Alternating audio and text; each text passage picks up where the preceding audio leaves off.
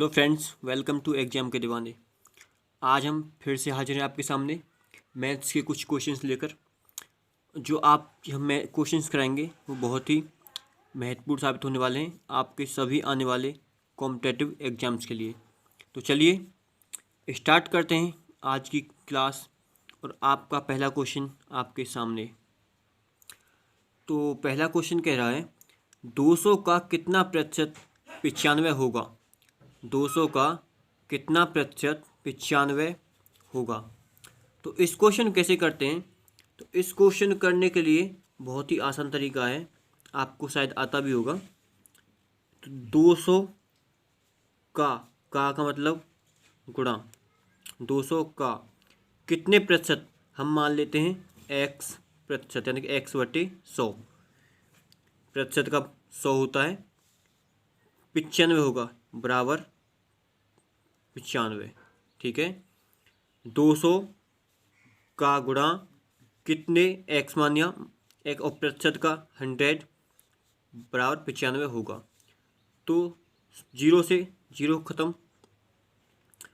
तो अब हम इसको इधर ले जाएंगे 2 को, तो ये हो जाएगा x बराबर 95/2। तो 95 में 2 से भाग देंगे तो 2 चौके 8, कितना बचा 1 बचा। ठीक है, और 2 सत्ते 14, फिर 1 बचा, नहीं जाएगा, दशमलव लगा लिया और 0 आ गया तो 2 पंजे 10, यानी कि 47.5% हमारा आंसर आ गया। और यही हमारा आंसर होगा। उम्मीद है समझ आ गया होगा। ठीक है, ऑप्शन भी यहाँ पे बिल्कुल सही हो जाता है। तो अब अगला क्वेश्चन देखते हैं। राज 165 आम कुछ बक्सों में पैक करने का फैसला करता है। प्रत्येक बक्से में 18 आम ही आ सकते हैं। वह केवल पूरी तरह से भरे आम के बक्सों को ले जाए और शेष को छोड़ने का फैसला करता है। तो राज कितने आम छोड़कर जाएगा। तो क्वेश्चन को समझने की कोशिश कीजिए। क्वेश्चन आपको लेंदी लग रहा है लेकिन है बहुत ही छोटा और इजी। राज है वो 165 आम कुछ बक्सों में पैक करता है। ठीक है, तो प्रत्येक बक्से में 18 आम ही आ पाते हैं। तो वो कहता है कि जितने बक्सों में आम आ जाएंगे उन्हीं आम को वो लेकर जाएगा, बाकी जो आम बचेंगे उनको घर पर छोड़ देगा। तो इस क्वेश्चन को आपको करना कैसे है, बहुत ही आसान तरीका है। जितने आम हैं उसमें जितने बक्सों में आ रहे हैं उससे भाग दे दीजिए। बक्से में कितने आम आ रहे हैं, एक में 8। टोटल आम कितने हमारे पास 165, और एक बक्से में कितने आम आते हैं 18। तो हमारा निकल के आ जाएगा कि टोटल बक्से कितने थे और आम कितने शेष बचेंगे। तो करते हैं, 18 से करेंगे तो ये 9 पॉइंट कुछ बार जाएगा, 9 पॉइंट कुछ बार जाएगा। लेकिन हमको इससे कोई मतलब नहीं होता। अगर हमें पूछता बक्से तो बक्से यहाँ पे हमारा आ जाता, लेकिन हमसे पूछा गया है कि कितने आम बचेंगे। तो हमारा इसको 18 से डिवाइड करने पर 3 शेष आता है, और जो शेष आता है वही हमारा आंसर होगा, यानी कि 3 हमारा यहाँ पे सही हो जाता है। तो यहाँ ऑप्शन ए बिल्कुल सही आंसर है। उम्मीद है समझ आ गया होगा। ठीक है, अगर समझ आया है तो वीडियो को लाइक कीजिए, शेयर कीजिए और चैनल को ज़रूर सब्सक्राइब कर लीजिए। ठीक है, अगर समझ नहीं आया तो मुझे कमेंट करके नीचे बता सकते हैं। अब अगला क्वेश्चन देखते हैं। 160 साइकिलें बामन 4000 रुपये में बेचने पर 10% की हानि हुई। तो एक साइकिल का क्रय मूल्य क्या है। देखते हैं, 160 साइकिलें 5,24,000 रुपये में बेचने पर 10% की हानि होती है। तो एक साइकिल का क्रय मूल्य पूछा है। तो 160 साइकिल का 160 साइकिल कितने में बेची हैं 5,24,000 में। तो यहाँ पे निकालते हैं 160 से। 160 साइकिल हैं और बेची कितने में है, इतने में। तो एक साइकिल का रेट निकल कर आ जाएगा कितने में बेची है। लेकिन हमसे पूछा है क्रय मूल्य। तो क्रय मूल्य निकालने के लिए हमें 10% की हानि हुई है। तो 10% की हानि के लिए नीचे हानि 90 ऊपर 100, नीचे हानि ऊपर 100।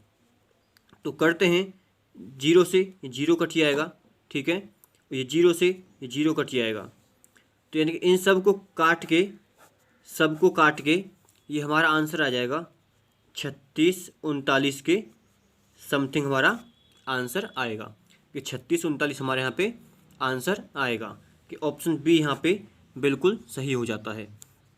कैसे? जो पूरा रेट जितने में बेची गई हैं उसमें साइकिल की संख्या से गुणा करते हैं और जितने की हानि हुई है उससे गुणा करके 100/90 हमारा आंसर इतना आ जाएगा। आप कैलकुलेशन कर सकते हैं, आंसर इतना ही आएगा, ठीक है। अब अगला क्वेश्चन करते हैं। एक उत्पाद की क्रय मूल्य का 10% 1245.80 रुपये है। यदि उत्पाद 15% की हानि पर बेचा जाता है तो इसका विक्रय मूल्य क्या होगा? कोई उत्पाद है, उसका क्रय मूल्य 10% 1245.80 रुपये के बराबर है, ठीक है। तो यदि उत्पाद 15% की हानि पर बेचा जाए तो उसका विक्रय मूल्य पूछा गया है। तो हमको 10% बराबर दिया गया है कितना?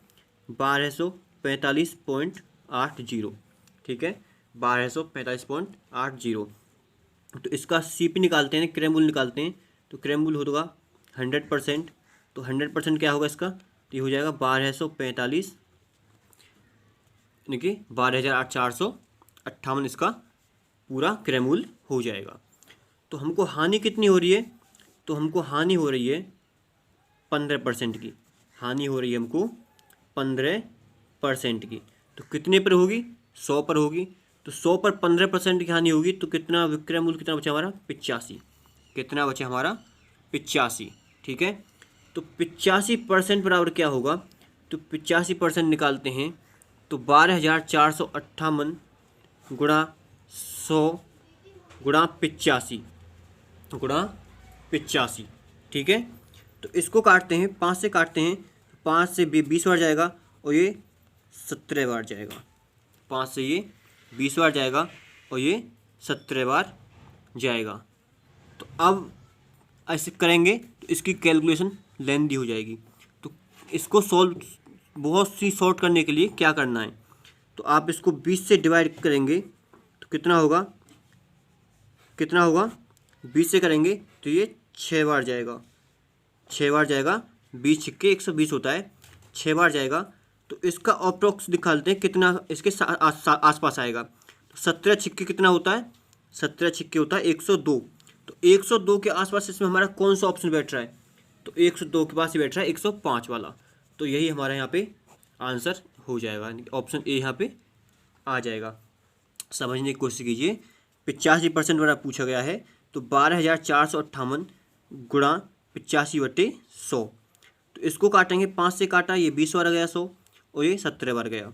तो 20 से इसको काटेंगे तो ये 6 बार गया पहली बार, फिर उसके बाद भी कुछ जाएगा। तो हमको निकालना है, ऑप्शन दिया हुआ है बहुत ही शॉर्ट करने के लिए। 17 छिक्के कितना होता है? 102। तो हमारा ऑप्शन भी 102 के आसपास होगा। अगर आप एग्जाम में ऐसे करोगे तो आपका थोड़ा टाइम सेव हो जाएगा, ठीक है। उम्मीद है समझ आ गया होगा। और बाकी आप यहाँ पे कैलकुलेशन करके देख सकते हो कि हमारा आंसर इतना ही आएगा। चलिए अब अगला क्वेश्चन देखते हैं। 1 दर्जन सेबों का भार 1.8 किलोग्राम है। 3 ऐसे बक्सों में सेबों की संख्या कितनी होगी जिनमें से प्रत्येक का भार 23.250 किलोग्राम है? क्वेश्चन समझने की कोशिश करते हैं। क्वेश्चन क्या कह रहा है? तो 1 दर्जन सेबों का भार 1.8 किलोग्राम है। तो 3 ऐसे बक्सों में सेबों की संख्या कितनी होगी जिनमें से प्रत्येक का भार 23.250 है? तो करते हैं, प्रत्येक बक्से का भार कितना है? 23.250। ये है हमारा प्रत्येक बक्से का भार। और टोटल बक्से कितने हैं? टोटल बक्से हमारे 3। टोटल बक्से कितने हैं हमारे? 3। इससे हमारे सेबों की संख्या निकल कर आ जाएगी। सेबों की संख्या निकल कर आ जाएगी। तो 1 दर्जन सेब का भार कितना दिया गया है? 1 दर्जन सेब का भार दिया गया है 1.8 किलोग्राम। 1 दर्जन सेब का भार है 1.8 किलोग्राम। और 1 दर्जन में कितने सेब होते हैं? 1 दर्जन सेब होते हैं 12। 1 दर्जन में 12 सेब होते हैं। समझने की कोशिश करते हैं। एक बक्से का भार है इतना, टोटल बक्से कितने हैं? 3, जिसमें 1 दर्जन सेब कितने हैं?